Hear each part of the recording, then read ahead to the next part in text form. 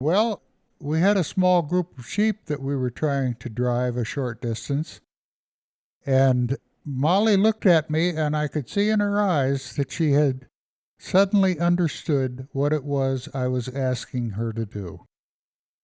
It was a significant communication between a dog and its master.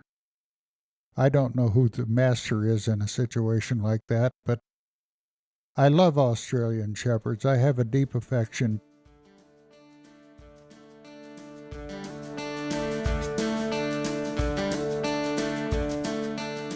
Hello and welcome to Notes from the Beeyard. You're listening to episode 10, Backroads to Meeker. Today's episode is about a fall road trip that begins in Boulder County, meanders into southern Wyoming before landing in Meeker, Colorado just in time for the Meeker Classic Sheepdog Trials. Like any great road trip, this one offers new sights, a roadside mishap, and time to reflect. My name is Laura Tyler. I'm your producer and host. This is episode 10, Backroads to Meeker, written by Tom Theobald in 1990 and read by Tom in July. Stay tuned through the end to hear Tom and I chat about Meeker and some wonderful Australian shepherds.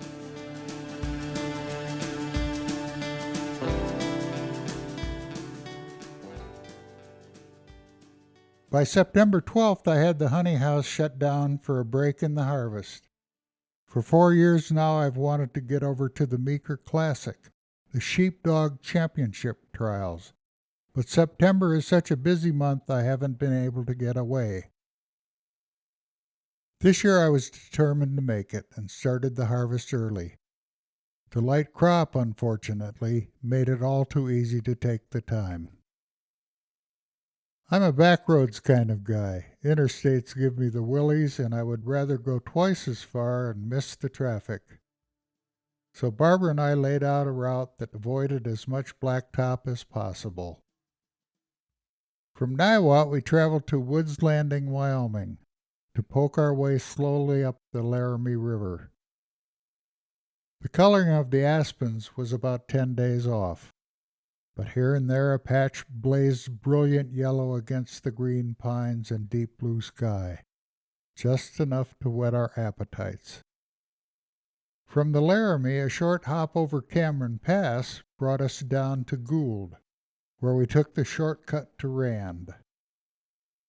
I loved the sweep of North Park from that road, and as we neared Rand, the late afternoon sun illuminated stack after stack of North Park hay up on the bench.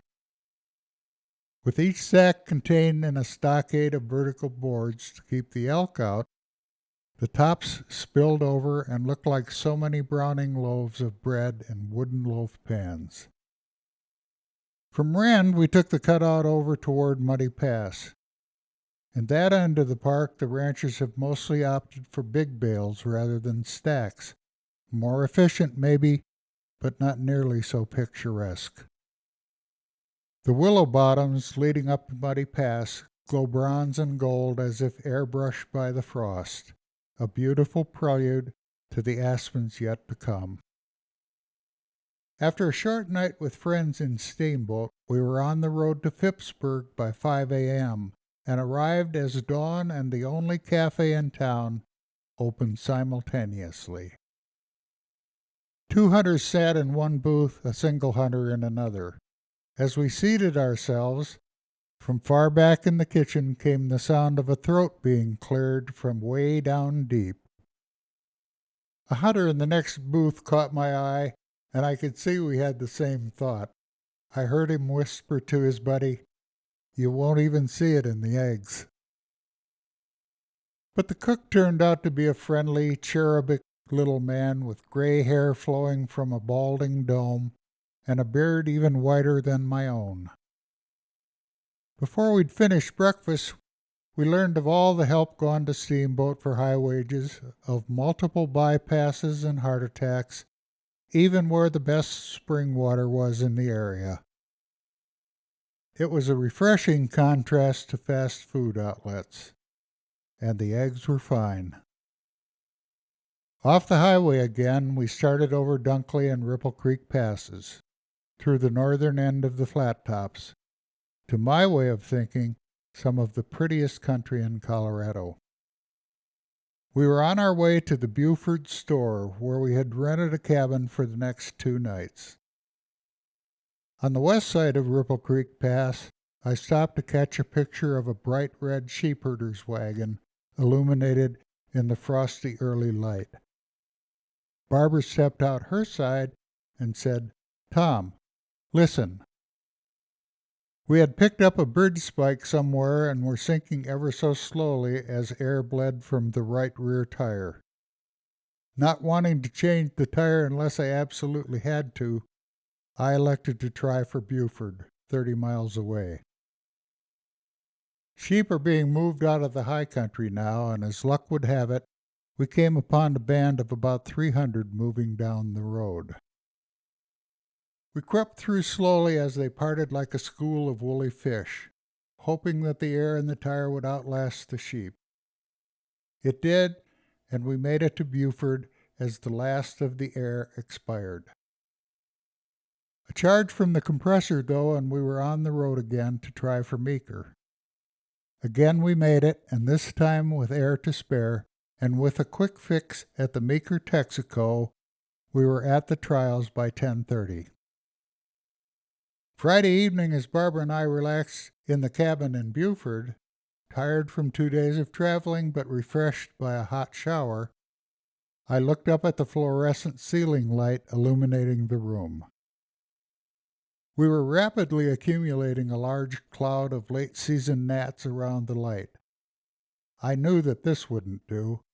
We were both ready to call it a day, and it was clear that as soon as the light went out, we would become the main event for all these little critters. But hey, I'm a beekeeper. I ought to be able to figure this one out. All of my years of experience as a bug puncher should be of some practical value, right?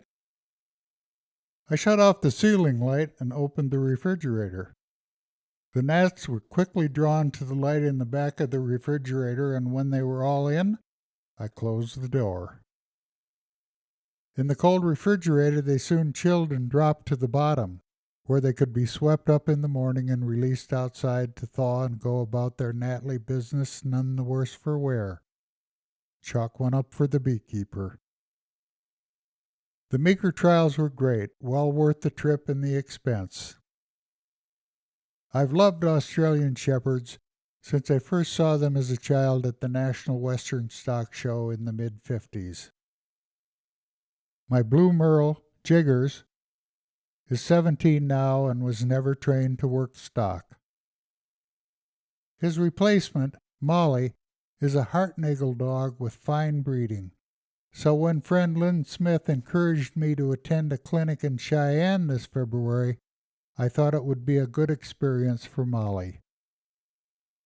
I was quickly hooked, and when I returned to Boulder, I made connections with Claudia Nelson, who raises and trains Australian Shepherds. Claudia was generous enough to help a greenhorn and fit me into her busy schedule. Molly and I are working along, learning together, and if we progress well enough, we'll do some trials ourselves. I think the Meeker Classic is destined to become a much bigger event than it already is. Even for those who aren't ranchers or dog handlers, it's a real pleasure to see the top border collies and handlers in the country working together. Someday, we will look back nostalgically at the relaxed early days of the Meeker Classic.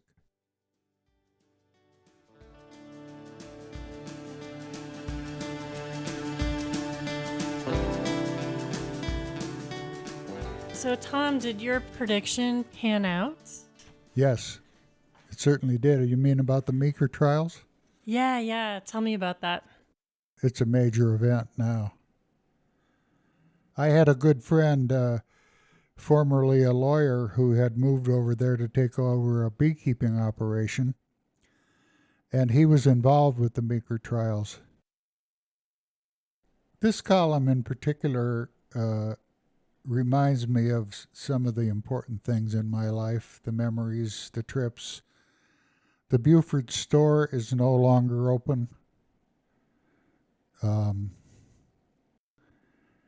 So many things have passed. The Meeker Classic has now become a major event every September.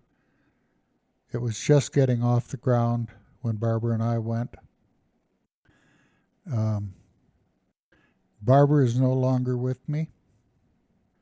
So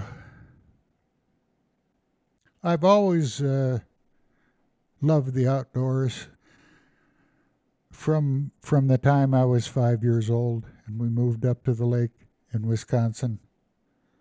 It's always been the outdoors that has drawn my attention. And I always had the freedom from a very early age to roam at will. My parents weren't unconcerned, but they didn't set strict limits for my wandering. Even as a 5-year-old, I was free to wander at will.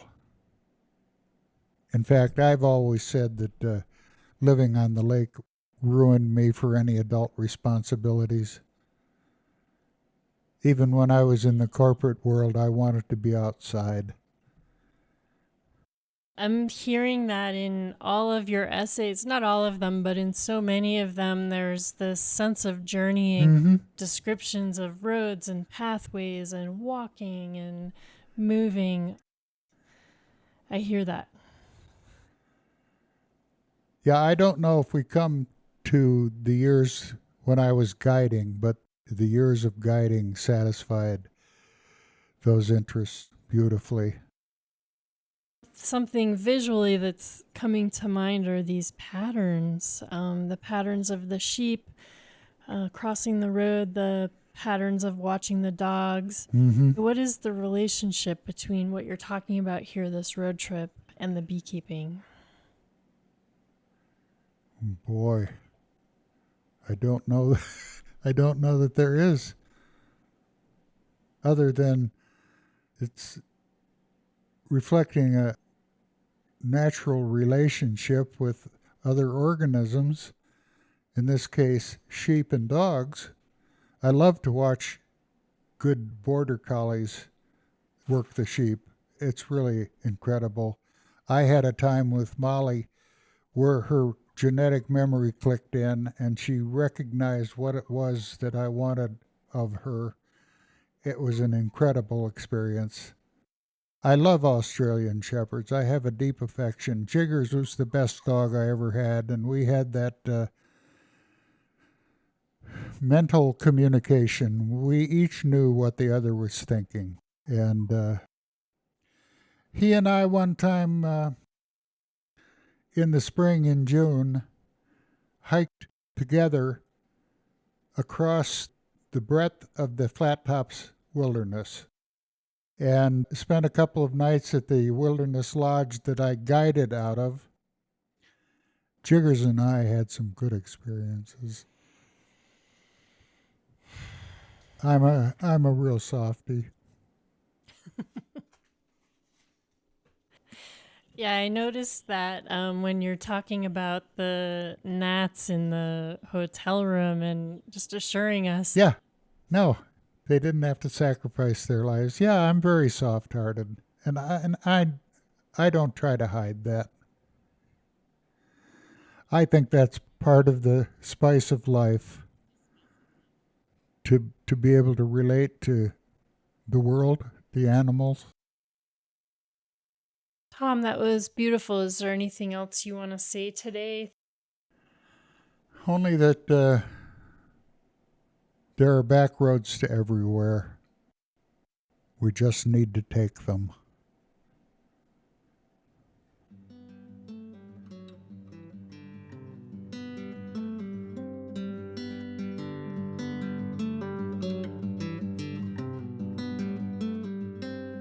Thank you for listening to Notes from the Beeyard.